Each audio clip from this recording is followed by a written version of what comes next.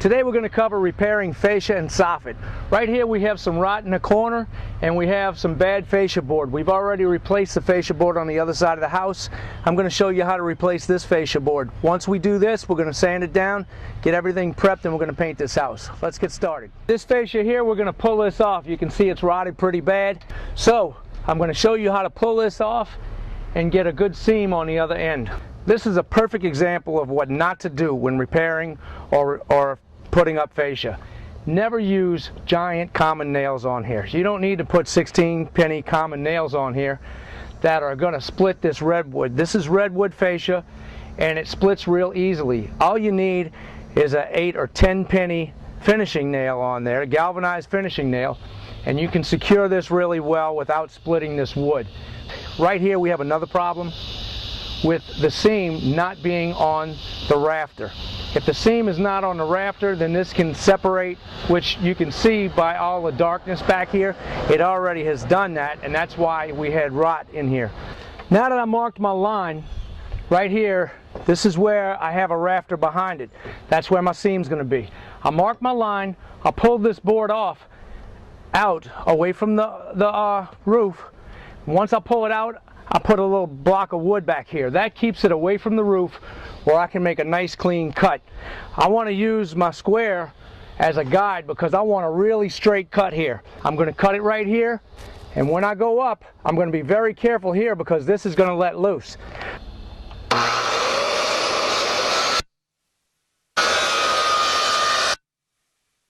As you can see, I got a nice straight cut.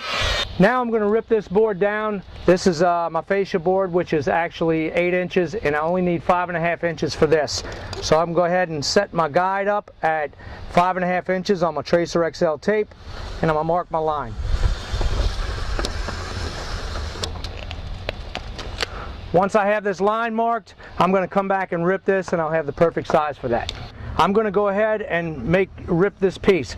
But the way I do it is I'll grab this plate and use my finger as a guide. My finger's going to keep it in place and I'll follow this line. So I pinch it just like this, I line it up, and now I'm just going to rip my board.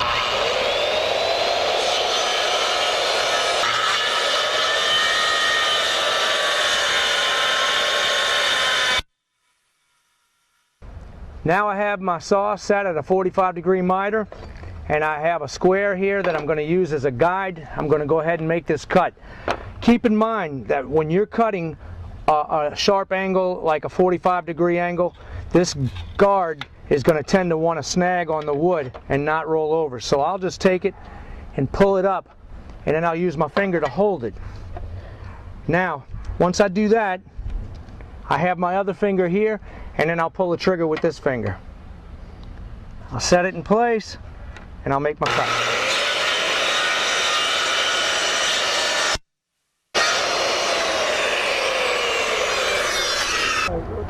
Okay, this takes 2 people. My father's holding the board up on the other end, lining up the seam. I'm going to mark the back side of this so we can get our miter cut.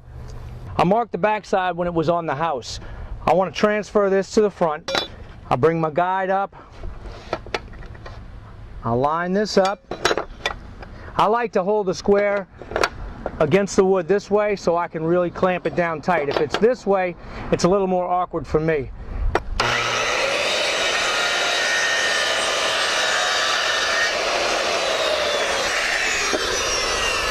Now we have a perfect miter cut. Okay, with Dad's help, I finished this up.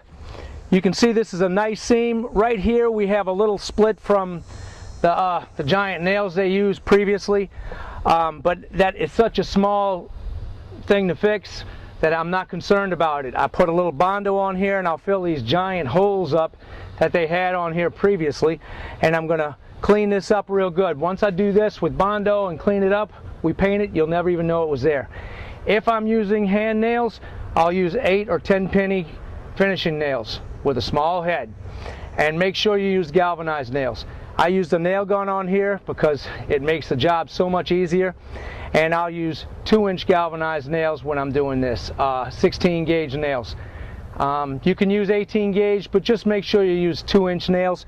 You want to bite into there real good, and I made sure it's good and solid. Okay, this is done. This is why you never want to use bright nails on an exterior of a house. Bright nails will rust, and what they do is once they start rusting, they lose their grip. They get a little bit thinner, and you can just pull them right out. They don't even hold well. All of these nails that are in here, I just pulled them right out. Now I have large holes. The holes are easy to fix. All I do is sand this down, putty those up, and I'll be fine.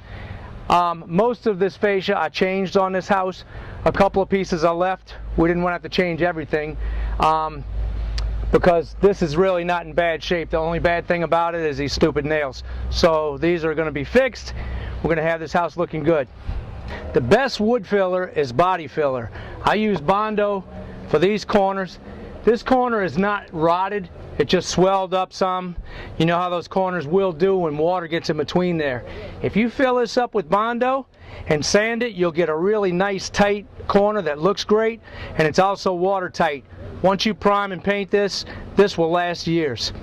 Okay, I'm going to mix this up, fill this in, and now we're going to have perfect corners. When you're doing Bondo during the summer, you're not going to have much time once you mix this. I have my hardener here and my Bondo here. I'll mix this up and I only have a couple of minutes. When it's cooler weather, you'll have a little bit more time. You may mix up a little bit more hardener, but don't put too much hardener in there during the summer unless you know you're going to go quick.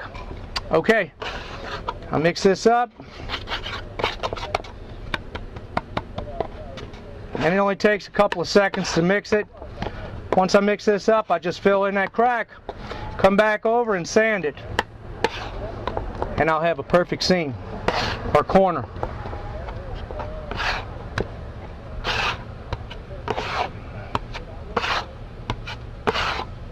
I put tape down here at the bottom so when it fills down to there, it's not going to ooze out and drip down because it's a little gapped right there.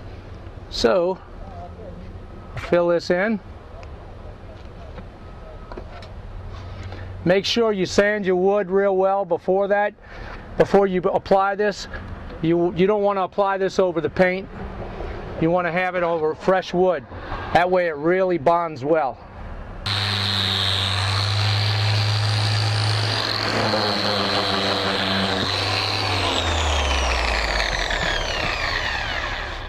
As you can see, I have a perfect seam right here now. All I have to do is prime and paint it. You don't have to worry about it splitting like caulkwood and then water getting behind there again. This is going to stay tight for years and it's going to keep the water out. You see this line right here? I left this on purpose. I'm getting ready to paint it, but I left it there so you can see where the seam is on this piece of fascia. This is a piece of fascia that we cut out earlier, and I just used a circular saw to do it. You can see right here, it's perfectly smooth. A couple of key things that I do is I always put glue on a seam before I put it together. That way this won't separate. I use a good exterior wood glue. I also take any little imperfections and I'll just fill it in with a little bit of Bondo, sand it, and now I have a perfectly smooth face. Well, I'm finished for today. The only thing I have left is to clean my brushes. I always make sure I clean my bristles out real good, and I use a wire brush to do that. Till next time, I'll see you later.